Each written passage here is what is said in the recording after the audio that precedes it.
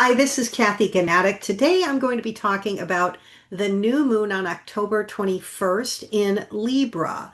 This new moon may call us to try to find our center, to find a moment of peace and rest in the midst of a little bit of chaos in the world, trying to take in a lot of disparate opinions, maybe being called to find justice, but also being aware of some heavy energy in the background that may cause some conflicts in our life. So, this is a really complex new moon.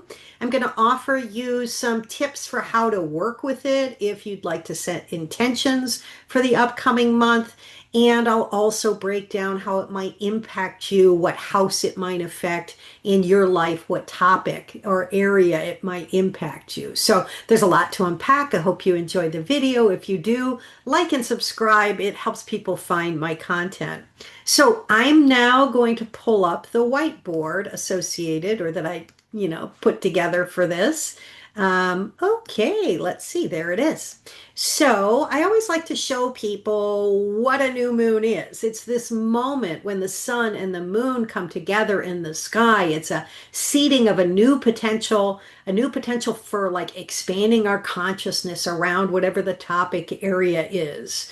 And you can think about it. The sun is our light. It's what we know. It's what we're aware of. It's consciousness, right? The moon is our body. It's the unknown. It's the unconscious. When they come together in the sky, it's like this seeding moment where some new understanding can emerge. And so here we have the new moon in the sign of Libra.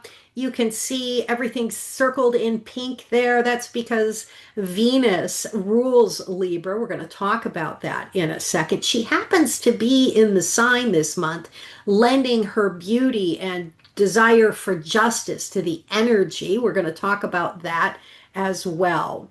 The next slide, I'm just going to talk a little bit about what Libra is so that we're oriented to it. Most folks know that if Aries is the sign of me and what I want, establishing myself in the world, Libra is the sign of we. It's a sign that's an air sign. So it's about communication and thought and understanding, perspectives. And when we have Venus, the goddess of love, ruling an air sign, we have this attempt to try to make relationship between thoughts and ideas, connect different people who may have different perspectives. There's a diplomatic quality to Libra. Oftentimes people that are politicians like Alexandria Ocasio-Cortez, Bill Clinton, and others have prominent Libra placements. They tend to be good at speaking and trying to find consensus, right? Even in the midst of conflict. That's what Libra wants to do.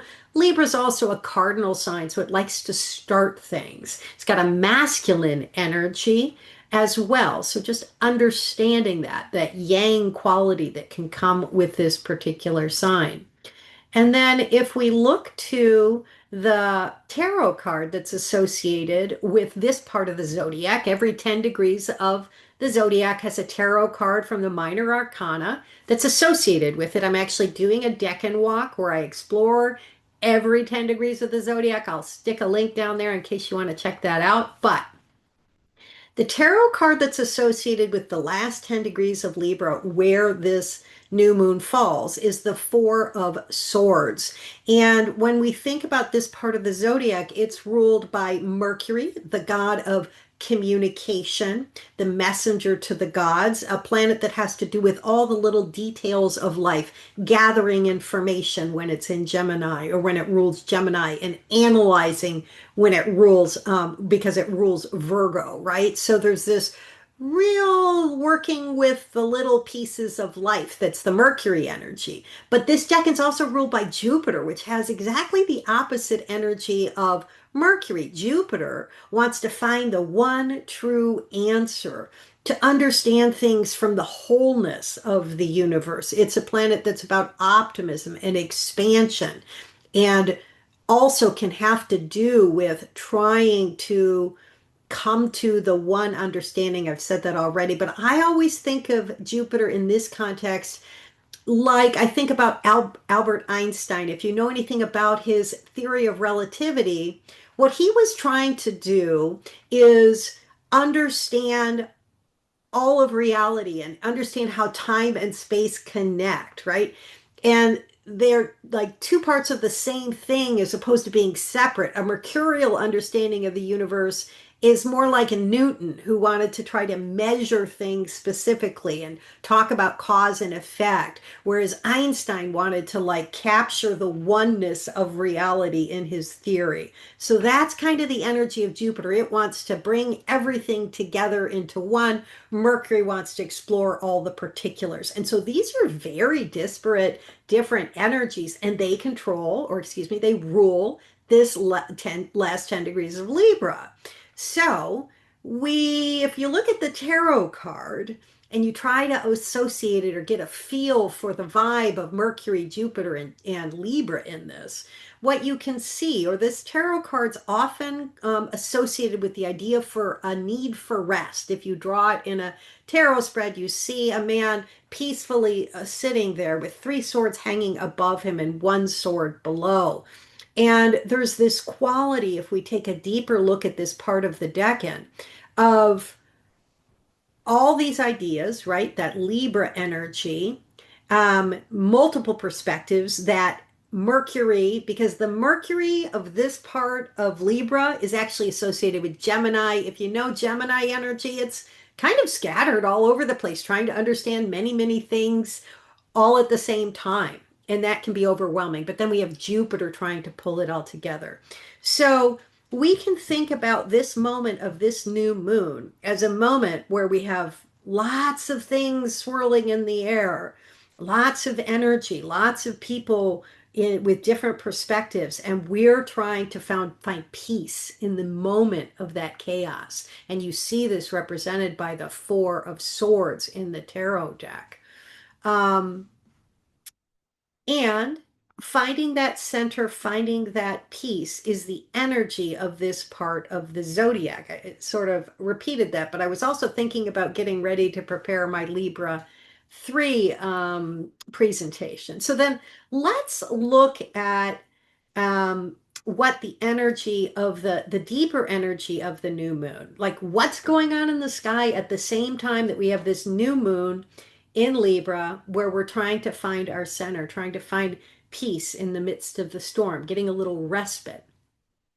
Well, first of all, we see that Venus is in the first 10 degrees of Libra, and that's a more black and white kind of energy. That first 10 degrees of Libra is about it should be fair. I want the world to be fair and equal, and um, trying to find balance to ensure that whatever's happening is just, right? Sidney Poitier had his rising degree in this part of Libra. And he was somebody who, in a diplomatic way, brought up the reality of the oppression of Black folks in the United States through his films. Guess Who's Coming to Dinner? And other films like that, right? And so something about this new moon is not only going to have all the disparate stuff going on in the background, right? Or the energy of complexity that is that third part of Libra. It's also going to have it's being ruled by Venus, and Venus wants justice. Venus wants fairness. So that's going to play into this new moon energy as well. And then a little bit of the more difficult energy in the background is we have Mars and Mercury are in Scorpio, exactly conjunct. When planets are conjunct, they blend their energy. Mars is the god of war, Mercury is the god of communication. And when they're together, it can be kind of like fighting words, a desire for conflict, verbal conflict. And when we put it in Scorpio, where Mars rules Scorpio, we get a potential for maybe distorted thinking, a little bit of paranoia, a little bit of wanting to really fight around whatever this conflict is. And this energy of Mars and Mercury in Scorpio is averse to the new moon. That simply means it's in a house that does not have a direct line of sight to the new moon. It means the energy's in the background. So bubbling underneath the surface, if we're trying to balance all these perspectives and bring justice, understanding that bubbling underneath the surface may be some rage, some anger, some desire for conflict, right? And so just understanding that's in the background may help as you try to navigate the difficult energy of this new moon that's unfolding. The last thing I would say about this new moon is we have Jupiter exalted in Cancer right now. Everybody, this is an amazing thing. Jupiter brings abundance to that Cancerian energy of a desire for growth and creating safe spaces for people. But, and also, Cancer is the sign of home, family, and tribe. The United States has prominent Cancer placements. And so, and Jupiter's exalted. Exalted is good. You're held on high. You're really admired. But exaltation of a planet can also bring a little bit of inflation or hubris or thinking you can't make a mistake. And so we have Jupiter also squaring this new moon, which brings a little bit of a maybe an overshooting energy to it. And it's also in a trine, a supportive energy to that Mars Mercury potential anger, fighting words in the background. So this just makes me wonder about keeping our tempers. I mean, not that we always need to keep our temper, right? If it's the right moment to be angry, it's the right moment to be angry and express yourself. But when it's in the background, when it's in the unconscious, we may want to do a little bit of work around being aware of what drives us. If there is some rage or anger in the background, bringing that to consciousness. Now, I use the word rage deliberately because Scorpio, I'm a Scorpio rising. Scorpio has this potential for really holding on and fighting to the bitter end. It can be about survival a little bit. I always like the example of understanding Scorpio energy that I heard one time, I think, on the Astrology podcast. There are two signs ruled by Mars. One is Aries, the other is Scorpio. Aries is a fire sign. It's like the prize fighter who gets a knockout in the first round. Scorpio is a water sign. It's this deep, penetrative energy, very psychological. It's like the prize fighter who goes 15 rounds, gets all bloodied up, and wins in the end, right? So it's a really powerful, fixed energy. And Mars is in his own sign there, so he's got some extra power. So just understanding that's in the background of the energy of this new moon might be helpful. So then let's look at if you're thinking about setting new moon intentions, right? Which is pretty often, or a lot of people like to do that as a way to usher in the new moon. What might you do with the kind of serious energy or strong energy of this new moon? Well, first, finding that place of balance and inner peace with meditative practices or journaling could be really helpful. Really lean into that Libra third decan, the the moment where we try to find respite and find that centering force, the deeper voice within us that keeps us calm and not responding to every bit of chaos or difficult energy that might enter our way. So finding that or tapping into that Libra energy. And then, of course, avoid escalating conflicts. So just work with that Libra energy around diplomacy if it's possible, around understanding other folks' perspectives, and really reflect on what you say. You could also reflect on your attachments because of that Jupiter and Cancer energy, which could lead you to sort of overvalue your own emotional or family security. And so just thinking about that, as well as grounding yourself before you react to Mars in Scorpio intense energy. If you feel that rage bubbling up, just see if you can center yourself and allow that centering voice to speak for you as you bring a topic to the fore. And then you could also set intentions for a desire for clarity, for that inner voice to inform you, for fairness and emotional balance to navigate all of these energies in a constructive manner. And of course, the new moon's not going to impact all of us in an equally strong way, right? Um, you might not, it'll impact people who are cardinal signs rising, because this is a Libra um, cardinal sign new moon.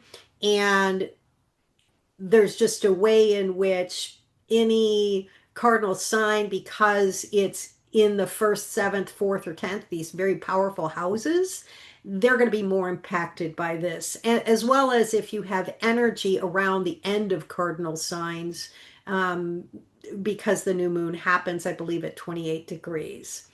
And I might be wrong about that, but that's what I remember off the top of my head, right? And so then you can also understand that what topic area of your life this new moon might impact. And that's just going to depend on what rising sign you are. I have this little diagram. I used it last time. You might want to take a screenshot if you want to understand what house topics relate to what houses. This can be helpful. So the first house, as you can see from the diagram, is about self, body, character, and appearance. It's about me. Seventh house is about partnership, one-on-one relationships. Fourth is about home, family, and ancestry. It's at the bottom of the chart. 10th is about career and what we do out in the world. And then all the other houses also have meanings that you can discern from this diagram.